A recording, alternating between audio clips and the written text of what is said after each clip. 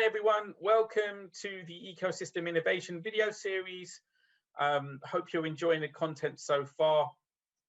Today again, I've got my friends from Odesma. In the last video, we talked about their Assessor and Aurora apps, which really look at the procurement organization and how you can assess it, both at a people, process and technology level, and how you take those outputs to help the business.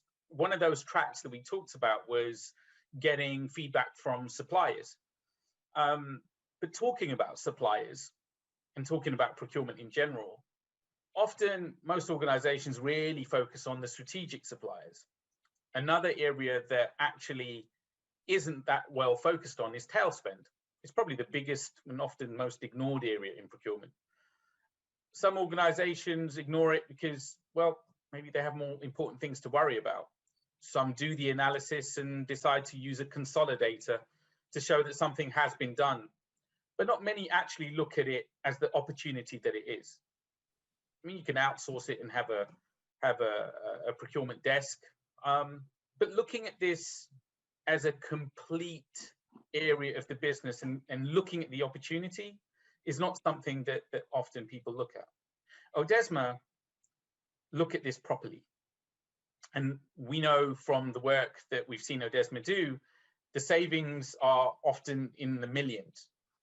So let's talk to Ed and Nick about their approach, how they look at tail spend, how they've typically managed it with their customers, to see if this is something that I think a lot of our audience will find useful. And I think you could take something from it and actually use it in your organizations and reach out to the team. Ed and Nick, thanks again for joining me. Thanks, Mo. Thanks. So, yeah, please go ahead. The floor's yours. Okay, thank you. So I would absolutely vouch for what you just said, Mo. I think the thing that, as I've been in procurement 30 odd years, the thing that I find really frightening is the amount of organizations that triage their tail spend. They have a help desk, as you described, and they think, well, you know, we're focusing on the big stuff, the big, you know, the 80% of the spend, you know, with our major vendors, etc. They run category plans to manage it, etc. You know, all the usual stuff that you'd expect to see a great procurement function do. Sure. And then the tail spend is just often ignored or passed over to a help desk. And sometimes it's outsourced to a help desk and it's triaged by some third party. That's just trying to get rid of the issue without deriving and delivering any value. Right. And we've had a lot of experience doing this and saying, well, actually, it's a huge untapped resource. Yep. Your tail could be the last frontier for category sourcing to deliver value back to the organization. Because when we look at tail, we know it's, you know, 20% of the spend. So that if you've got £100 million spend, you've got 20 million that you don't do anything with. Yep. Where the supplier is setting the terms, etc. And it's typically grossly inefficient because nobody's managing it, so therefore there's proliferation of orders. Users don't know where to go to buy the stuff. It just builds lots and lots of inefficiency and lots of cost into the organization. But when you look at the tail and analytically appraise it, you can see that it sort of falls into, you know, 3 or 4 groupings. Okay, and we've sort of referred to these as and there's a slide here: runners, repeaters, and strangers. And then there's the 4th bit, which is obscure tail, which I'll come to. So if you actually start analyzing the spend and looking at the tail specifically and looking at the itemized level detail of what's being bought, you can see that you've got low value runners, spend that you make regularly, but it just happens to have a low value. So that could be, in the old world, PPE, not so much today. It could be cleaning products, gardening services, magazines and newspapers, all that sort of stuff. It's got a beat rate, it's bought regularly, but it happens to be low value, so therefore nobody pays attention to it. Sure. So that's a low value runner. And then you have low value repeaters, which are things that come up maybe annually or quarterly or half yearly, like subscriptions or, you know, some businesses premier promotional items that are given to customers. And they come up sort of with a regularity, but not every day or every week. And again, have a low value attributed to them. And then you have true strangers, if you like, low value strangers. That's just one-off purchases. Highly inefficient in themselves, because when somebody wants to buy, I don't know, some photography services, or I don't know, some trophies for employee awards or something that you're doing as a one-off, they have to spend loads of time to find the stuff. So you've got three areas of spend which equate to sort of 20% of your total spend. So go back to 100 million, that would be 20 million pounds of spend if it was an organization spending 100. And then you have what I would refer to, and this is ignored, obscured tail. This is big value spend that appears in your sort of what you would see as your A and B type items or whatever, or your category remit for your procurement team, but generally ignored because they're just one-offs of big value. And for example, that could be something like professional services, consultancy, the sort of stuff that we do, where it's not negotiated by procurement, it's done by whoever is the user, whoever is buying the service. So it's not consolidated. And really what I've tried to do is to paint a picture of sort of a structured approach to thinking about the spend, because by doing that, it enables you to think about the type of actions that you might take to consolidate it, to bring both the effectiveness benefit, I'm going to buy it cheaper and more effectively, and efficiency, i.e. I'm not going to have loads of overhead managing it. My user's going to know where to go. It's going to be in my catalogs. My AP function, my accounts people are going to readily be able to clear an invoice because there's an open PO, etc., etc. So have analysis. There's a series of opportunities that you can take to remedy this tail, which I think Nick's going to pick up on. Yeah, so let's talk about that, right? In terms of the solution to this. So once you've segregated that data, what do you do with it? Yeah, no, it's an interesting area, because in the past, I think the answer to tail spend was just to maybe outsource it. And one of the real no-nos in the outsourcing business, of course, is to outsource a problem. So if you can think of, as Ed was saying, maybe you've got 80% of your POs being in the tail, and if you're paying on a transaction basis, it could be a really costly solution to a problem where you can do lots of other things. So we worked with a number of customers really to start to look at approaching that tail in a more structured way. Mm-hmm. So what you want to, if you take the sort of four areas that Ed's looked at, what you really want to do is to get to a point where you've got your spend moved into sort of three key buckets, which is move as much into the strategic spend area. Mm-hmm. And then you have the spot buy spend, which you can have a solution for, which I'll come on to in a second. And then maybe automate and self-service, the third bucket of the spend as well. And we're going to talk about data in a minute now, how important that is to it. But some of the solutions we've worked with is really taking a category management approach to some of this.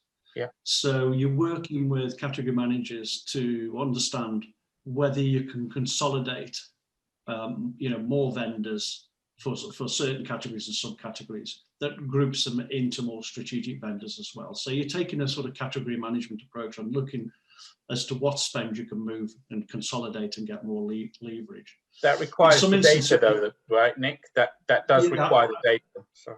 Absolutely, yeah. The data's the whole approach to this is underpinned by the importance of data. So you really need to understand, what categories and subcategories you can move around to suppliers over a period of time.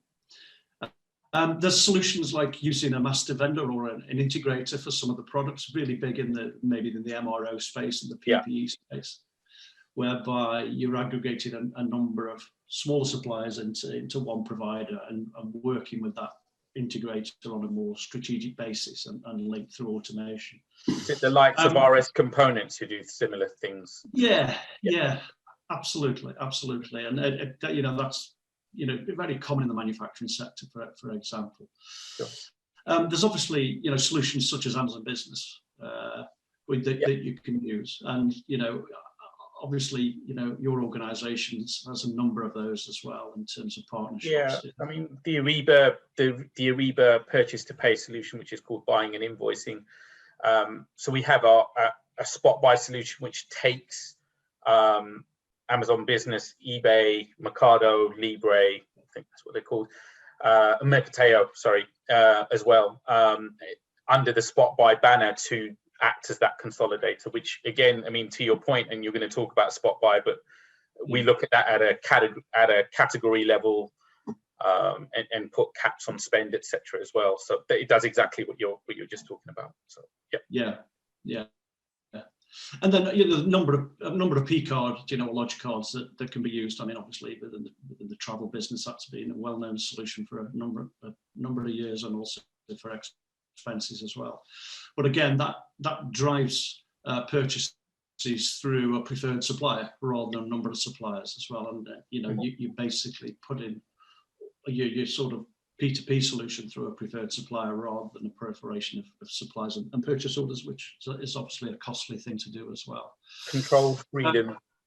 Yeah, absolutely.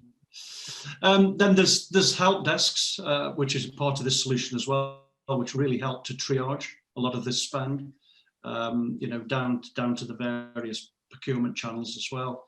A help desk can be available to pick up spot buys. So if there is a specific spot buy that's needed for an organisation, that probably won't happen again, or if the same categories or subcategories, that help desk can help to do 3 quotes very, very quickly and to do a proper purchasing and sourcing job on that area, spot buy as well. And then there's quite a lot of policy that needs to underpin a lot of this as well. So you're putting policies, mandates, or processes in place that underpin these tail end solutions, so that the spot buys, the stragglers, the strange spend is really on an exceptional basis, right? Rather than somebody just picking up the phone and using a supplier that's convenient to it's them. Flipping it round, right? So if it's taking that, what is typically a 20-80 rule, but flipping it round to an 80-20, so the strangers are the 20 rather than the 80, which is typically what happens today, right? Especially with the people still use one-time vendor a huge amount. I mean, that causes problems even in AP. We were talking about connecting 2 worlds together in our previous video, and I've seen that's the other impact that this has. It's not only let's buying items from multiple vendors or lots and lots of small vendors or one-time vendors, but it's the impact that has on AP. The other thing that I wanted to just mention, because I've had this conversation with multiple customers, and I wanted to get your take on this very quickly. When we've had this kind of consolidated type approach, the thing that I find customers tend to look at or prospect is, well, you're going to use if you're going to use a consolidated solution like spot buy, they'll say, oh, we'll give you 100 items. Tell us what price those 100 items will be in your solution. And if those items are either the same price or in some cases they can be more expensive, people get very skeptical about this kind of thing. And Ed, you and I have talked about this in the past, is that that misses the bigger picture. But I wanted your take on that, because that's a really important point, that people tend to kind of go, well, it's going to be too expensive. How do we know that it's going to give us that benefit? Yeah. So there's always a good reason not to do things, isn't there? So, Pcards, people get really worried about using a Pcard because they worry about fraud. Yeah. But you're more likely to see fraud where you haven't got a Pcard, where you just let people buy whatever they like without a purchase order or requisition. So, but without going into lots of detail. So the answer to that, to the observation about, it costs us more per line, is to think about the average item value. Right. So analyzing the data, which we've touched on a few times, because typically with low value spend, if you look at most organizations, when you get into the gubbins of it, you find that typically a purchase order average value will be about £100 for a tail item. Yeah. But the cost of transacting it will approach to £50 to £100. Right. In lots of organizations. Okay, that sounds alarmist, but that's the reality when you've got a big army of people getting involved. You've got the time of the user trying to find the item. So let's just capture what we've seen. So we run a big program with a global multinational who will remain nameless to protect the innocent. And what we found was that when we looked at the savings, Nick mentioned this at the beginning, we managed about, it was sort of the order of about 60 million pounds of tail, give you a quantum, for a certain group of countries in their global profile, because this is a multifaceted organization.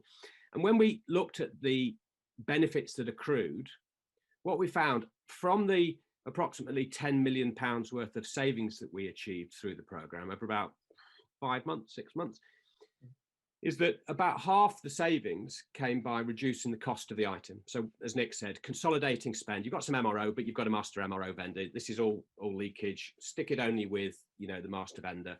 You know, the same with a whole myriad of items. So we saw a 50% reduction in cost of the items purchased. Okay, and then we saw about 25% cost reduction related to vendor management. So this is keeping the supplier record correct, which is for a lot of organizations, just onboarding suppliers can be 100, 250 pound type touch, because you have to do all of your risk mitigation. Have they got insurance? Have they got this? Are they CSR compliant, et cetera, et cetera. Right. So we saw about 25% of the cost reduction from not bringing new vendors on board. I'm not talking about the ones they already had on their ledgers, but new vendors. Yeah. Because not all can be done as one-time vendors, because they're still seen as strategically important or a risk to the business, shall I say. And then the final 25% cost reduction we saw, sort of 2.5 million, was around transaction elimination. Yeah. So when you're looking, so this is not placing a purchase order anymore because we're using Pcards. This is having an open order with one supplier who's your master vendor, not buying from 27 different suppliers and having all the individual transactions that go through. So we saw about 25% cost reduction. This is all ratified with the finance directorate in a customer and seen as a legitimate saving, because they'd also outsource certain aspects of their AP function, which meant that a straight line reduction in activity level delivered the cost.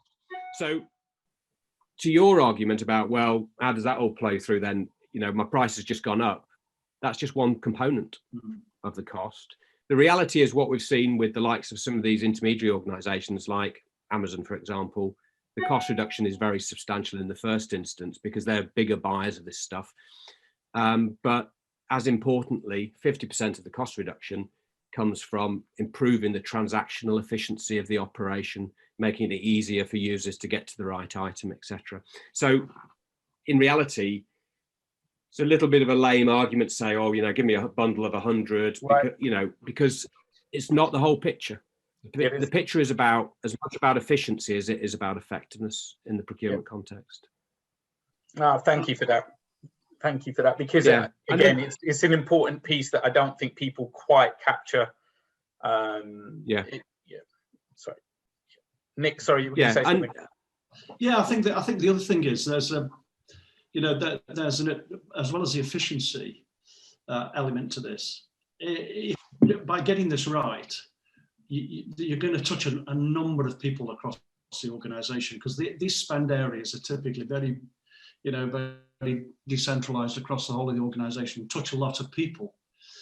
So if you're going to improve that whole process and make it easier and guide them, it's a sort of guided buying process. You guide them to the right areas and make their ad hoc procurements, weekly procurements done a lot easier, then you're going to be more effective across the business as well. It really is. It's part of a strategy where you're trying to provide a commercial value-added service to the business. You can do that obviously through the strategic activities that you're performing, but this is an area where you're taking away the nuisance factor away for a lot of the users and making it a proper internal value-added service, and making this type of buying a lot easier to be done. So there's that sort of subjective element to it as well, which is quite important in terms of providing an overall service to the business.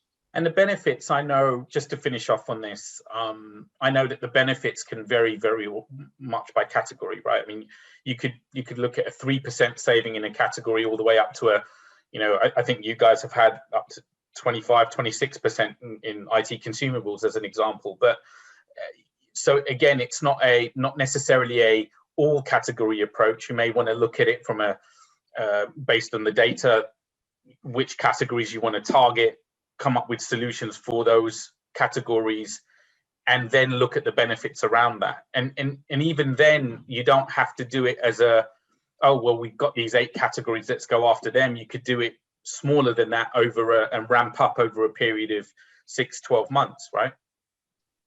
Yeah, absolutely. Yeah. Whichever approach you have the capacity to work with, I think, certainly one of the programs we were alluding to, we did it very fast. We allowed ourselves by subcategory about 3 days per subcategory, do the analysis, take the actions, put the actions in place, move on to the next. But if you're doing it in-house, you've got limited bandwidth, you go for the low-hanging fruit. But I think that there's some really simple stuff. Consolidation into a master vendor when you've already got the master vendor. So, in the UK, for example, there's organizations like Bunzl, for example, which are multifaceted suppliers. You could, I'm not trying to give an advert for them, I'm just using them as an example, but you could just push a load of work to them for a whole range of items that are low value. The probability is that they're going to be cheaper because you haven't negotiated them historically. Exactly. And then at the other end is the B2C marketplaces like Amazon, like eBay, etc., and then others like Mercatio, who are master consolidators of products, and therefore their leverage brings cheaper prices typically for the same products. Right. So, it's a fairly easy action to take for a procurement function to go after this stuff, because it's not complicated, it's not hard to negotiate. Maybe the issue is sometimes internal stakeholders getting them to buy into it. Getting the CFO to buy into Pcards isn't always easy, but you just have to push. So I'm just going to say, just to finish up. Yeah, sorry. Yeah, go ahead. No, please do, because then I'll finish off too. Go ahead. Yeah, so I think Mo, what's really apparent from doing a few of these programs is the importance of analytics. So you have to really understand what you're buying, because you can't look at it from a commodity code or a GL coding perspective or a budgetary code, which is not always aligned to what it is actually you're buying. You need to look at the line item detail and see what was purchased. And so the example with a customer we worked with recently is that they were a relatively big consumer of MRO, that stuff that helps things be made but doesn't go into the end product. Okay, so oils, greases, nuts and bolts, not nuts and bolts, but enabling items. And they had something like 50 or 60 MRO suppliers, but they had a master vendor. Yeah. And sites were going and using their local provider because they weren't really sort of clearly aware of where to go. That was dead simple. Turn off the 50 or 60 suppliers in conjunction with the stakeholders and make sure that everybody's aware that your master vendor's there. Right. Job done. It's really easy. So but the analytics is at the center of that, is really understanding what is it we bought and can it go to an existing vendor? Can I create a new vendor that will be a master vendor for lots of different things? Or do I stick it towards a consolidator like Amazon, eBay, Mercatio, as I mentioned? But critical to enabling this activity, I think. And that's something that Odesma helped with. So, I mean, it's again the reason why I wanted to talk about this. I mean, just for the audience, look, from an SAP standpoint, whether you're an existing customer or you're looking at looking at your P2P process going forward, or you've got existing solution. And this is an area that you haven't concentrated on, it's clear that this is an area that you should concentrate on for all of the reasons that Ed and Nick and I have discussed today. So hopefully this has been useful for you. Do use it, because there are huge possibilities here in terms of saving money and benefiting the bottom line. So thanks, Ed and Nick, again. Really appreciate your time. And we'll have to end here for today, but we'll be back again with some other topics. Thanks again. Cheers, man. Thank you. Cheers. Man. Thanks a lot. Cheers. Take care.